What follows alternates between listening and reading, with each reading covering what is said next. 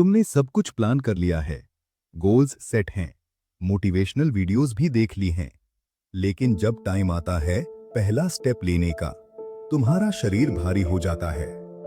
तुम रुक जाते हो। तुम वापस स्टार्ट क्यों नहीं कर पाते?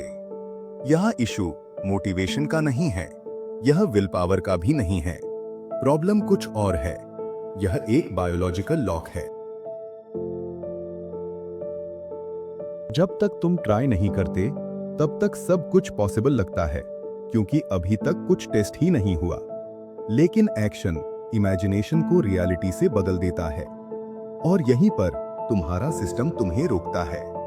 सिर्फ दिमाग में नहीं, शरीर में भी। यह रैंडम नहीं है, तुम्हारा ब्रेन इसे थ्रेट समझ रहा होता है। यह सिर्फ सोच का इशू नहीं है, तुम्हारा सिस्टम तुमसे पहले रिएक्ट कर रहा है।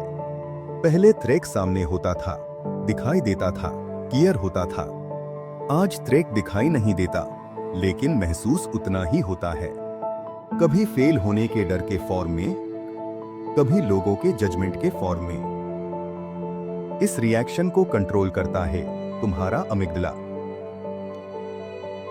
तुम रुकते नहीं हो, तुम्हें रोका जाता है।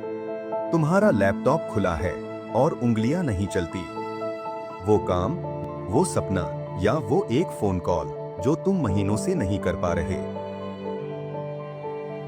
तो तुम प्लानिंग करते रहते हो, वीडियो देखते हो, सिस्टम ढूंढते हो, और फिर तुम परफेक्ट टाइम का इंतजार करने लगते हो। लेकिन हर कोई एक जैसा नहीं रुकता। कुछ लोग प्लानिंग में फंस जाते हैं, कुछ लोग एक्शन के समय फ्रीज हो जाते हैं। मैंने पिंड कमेंट में एक छोटा सा टेस्ट रखा है, बस यह समझने के लिए कि तुम ज्यादातर सोच में अटकते हो या स्टार्ट करने के वक्त। तुम काम नहीं टाल रहे, तुम एक फीलिंग से बच रहे हो। वो फीलिंग कि कहीं तुम उतने कैपेबल न निकलो जितना तुम खुद को समझते हो। तो गेम यहां बदलता है। सॉल्यूशन पुश करना नहीं है, सॉल्यूशन खतरा कम करना है। काम को इतना छोटा कर दो कि ब्रेन उसे खतरा समझे ही नहीं।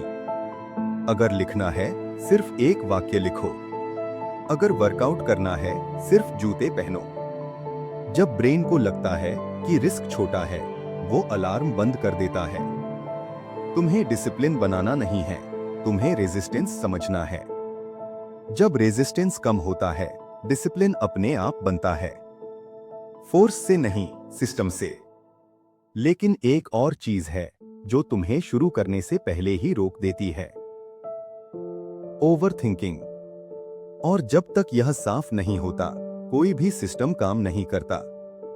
सीरीज के आखिरी भाग में हम इस इनविजिबल वॉल को तोड़ेंगे और एक ऐसी कहानी देखेंगे जो तुम्हारा काम करने का तरीका बदल देगी।